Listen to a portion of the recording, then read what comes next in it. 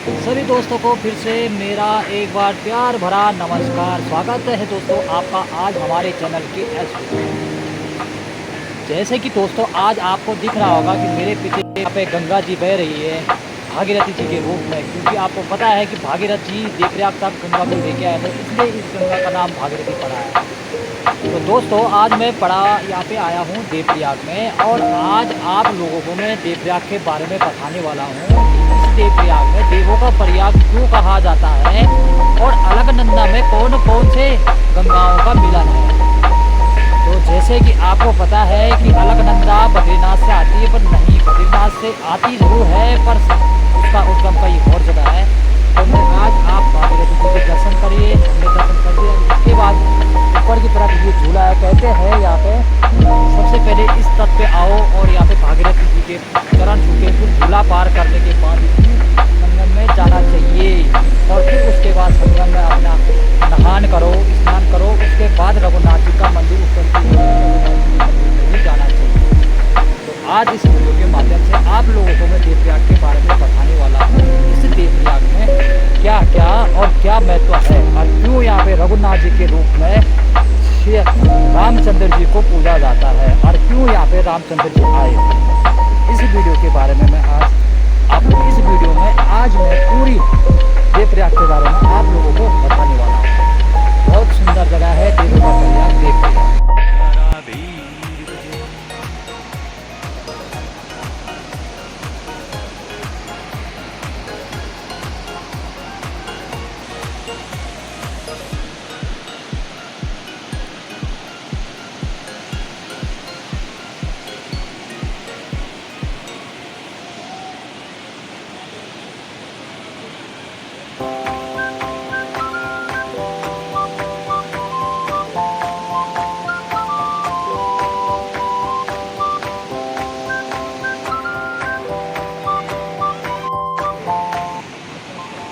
तो जैसे कि आपको दिख रहा है ये भागीरथी के ऊपर का झूला है, जो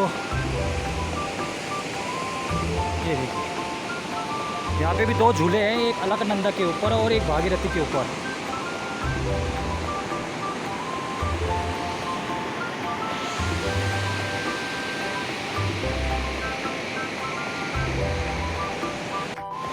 और वीडियो पूरी अंत तक देखना ताकि आप लोगों को पता लग पाए कि देवप्रयाग में क्या क्या है और क्या क्या नहीं है।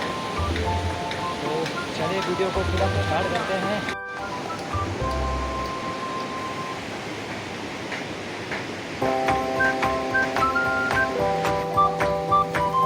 और ये छोटी सी देवप्रयाग की मार्केट जैसे कि आप लोगों को दिख रही होगी, यहाँ पे सामान सब कुछ अवेलेबल होता है, और रेस्टोरेंट वगैरह और खाने खुने की भी चीज़ें यहाँ पे आप लोगों को मिल जाएगी आराम से।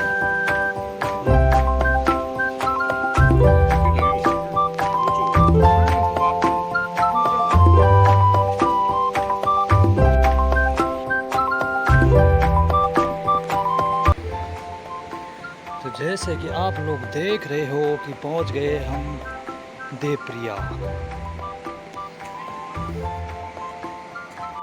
और ये माँ अलकनंदा जो कि बिल्कुल शांत रूप में आती है, और ये भागीरथी जो कि विकराल रूप में आती है, और यहीं से गंगा का उद्गम है।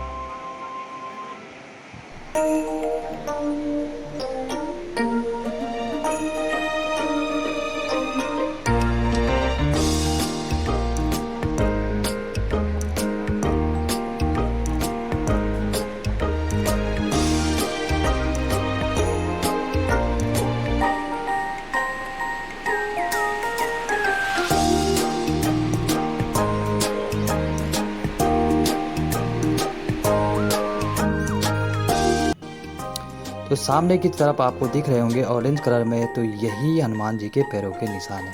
हनुमान जी के पैरों के निशान इसलिए यहाँ पे पड़े थे कि कहते हैं कि जब लक्ष्मण मूर्छित हो गए थे तो हिमालय से संजीवी बूटी पर्वत लेके जा रहे थे इस रास्ते से, और उन पे भरत जी की नज़र पड़ी, तो भरत जी ने दुश्मन समझ के उन पे बाण चला दिया था। तो उसके कारण ही उनके पैर डगमगा गए थे, जो कि उन्होंने इस पावन धरती पे, इस शिला पे अपने पैर जमा दिया था। तो कहते हैं कि जब पर्वत लेके जा रहे थे इस ओर तो ये शिला में हनुमान जी के पैरों के निशान इसीलिए पड़े थे। उसके बाद जब इसी शिला में आप आगे की तरफ जाओगे तो माँ भागीरथी की, तो आप लोग जैसे कि भागीरथी की तरफ से इस शिला को देखोगे तो इस पे भी रामचंद्र जी के चरणों के निशान हैं। कहते हैं कि दोपहर युग में रामचंद्र जी जब यहाँ पे आए थे तपस्या करने के लिए तो उनके इसी शिला पे अपने पैरों के निशान पड़ गए थे। आगे की ओर देखोगे आप तो रामचंद्र जी के निशान पड़े हैं और पीछे की ओर हनुमान जी।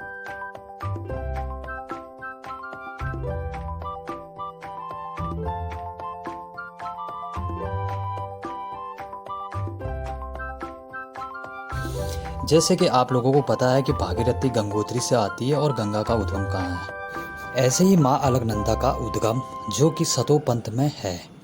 शतोपंथ से माँ अलकनंदा आती है और एक गंगा जो कि भागीरथी पिंडर से होते हुए माँ अलकनंदा के साथ माणा गांव पहुंच जाते हैं। माणा गांव में अलकनंदा के साथ सरस्वती माता का मिलन है, जिस प्रयाग का नाम केशव प्रयाग भी कहा जाता है। प्रथम प्रयाग तो वैसे विष्णु प्रयाग है, पर केशव प्रयाग भी प्रथम प्रयाग के रूप में ही जाना जाता है।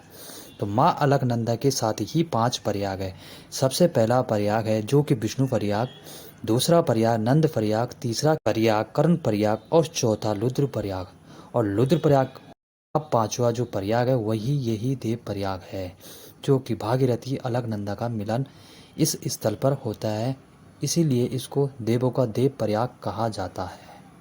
जैसे कि आप लोग देख रहे हो यहाँ पे ऋषि मुनियों की ऐसे ही कुटिया है और यहाँ पे आप जब भी चाहो तो मछलियों को चारा खिला सकते हैं। बहुत बड़ी बड़ी मछलियाँ रहती है। कहते हैं कि रघुनाथ जी के चरणों की मछलियाँ बहुत ही सुंदर और बहुत ही प्यारी होती है। और उसी के सामने एक गुफा है, श्री गंगेश्वर महादेव की दर्शन ज़रूर करने चाहिए। और इस साइड में आप जो दिख रहा है ये पौड़ी है और इसी साइड में आपका टिहरी है। तो कहते हैं पौड़ी और टिहरी के बीच में ही देवप्रयाग बसा है। तो फिर चलो दोस्तों अब रघुनाथ जी के मंदिर की ओर। और जिस साइड से हम जा रहे हैं, जो ये सामने आपको दिख रहा है दूर दृश्य, यही एक झूला है जो कि अलकनंदा माता के ऊपर से पौड़ी गढ़वाल और टिहरी गढ़वाल को जोड़ता है। अलग अलग जिले हैं। और दोस्तों एक बात और कहनी है, जो ये रास्ता आपको मैं दिखा रहा हूँ, इस रास्ते के ऊपर से जाओगे तो इधर सीढ़ियाँ बहुत कम पड़ती है। आप अगर आगे की तरफ से जाओ तो उधर सीढ़ियाँ हैं, जैसे कि ये वाली सीढ़ियाँ। तो आप जब कभी भी अगर बिना सीढ़ियों का जाना चाहते हो रघुनाथ जी के मंदिर में तो आप अलकनंदा की ओर से रघुनाथ जी के मंदिर में जा सकते हो। तो दोस्तों हम जैसे कि देख रहे हो आप, हम रघुनाथ जी के मंदिर में पहुंचने वाले हैं। और इस टाइम पे थोड़ी सी दिक्कत ये हो गई थी कि आप मंदिर में पहुंच गए थे तो थोड़ा गलत टाइम पे पहुंचे हम 1 बजे के बीच में, क्योंकि भगवान जी का विश्राम करने का समय हो गया था। तो इसलिए हम अंदर के दर्शन तो नहीं कर पाए, पर पीछे की तरफ महादेव के दर्शन करने ज़रूर गए थे। कहते हैं कि दोपहर युग में जब रामचंद्र भगवान जी अपना सब कुछ छोड़ छाट के और भागीरथी तट पर यहीं पे आके उन्होंने तपस्या करी थी, इसीलिए यहाँ पे रघुनाथ जी के रूप में भगवान रामचंद्र जी को पूजा जाता है। और ये पीछे की तरफ आप देख ही रहे हो, ये महादेव का मंदिर खुला था तो हमने यहाँ पे दर्शन करे हैं आदि गुरु शंकराचार्य जी के साथ, क्योंकि कहते हैं कि इन्हीं की धरोहर से आज हमारे उत्तराखंड में भव्य और विशाल मंदिरें बन पाए हैं। और इस मंदिर की खासियत ये है कि कहते हैं कि इस मंदिर में आज तक सीमेंट का प्रयोग नहीं किया गया। ये मंदिर जो है कि पत्थरों में ही अभी तक है। और उसी के साथ आप पीछे की तरफ जाओगे तो यहाँ पे अन्नपूर्णिमा माता के दर्शन भी ज़रूर करना, क्योंकि कहते हैं कि रघुनाथ जी के दर्शन करने के बाद तभी सफल होते जब वहाँ पीछे अन्नपूर्णिमा के दर्शन आप लोग करोगे तो ही रघुनाथ जी के दर्शन पूरे होते हैं। इसीलिए यहाँ देवों का देव प्रयाग कहा जाता है। यूं ही नहीं, यहाँ पे अलकनंदा और गंगा का मिलन, और यूं ही नहीं यहीं से माँ गंगा इस संचार रूप में आई थी।